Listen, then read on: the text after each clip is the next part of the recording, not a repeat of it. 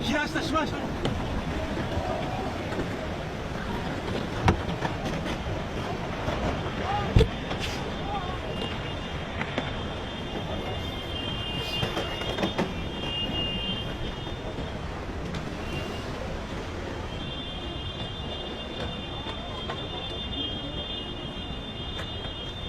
何もかも完全に海水に飲み込まれました。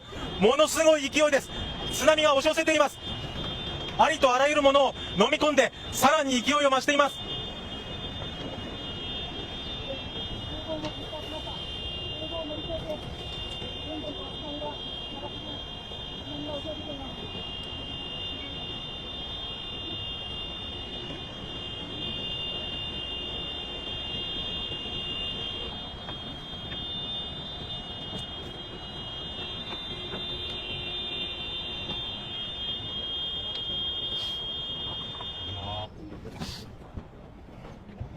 こちらは旧宮古大市場がある宮古市桑ヶ崎地区です。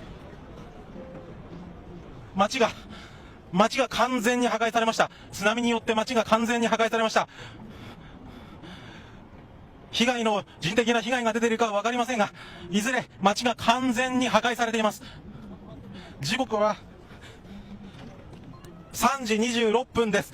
3時26分です。一向に津波が衰える気配がありません。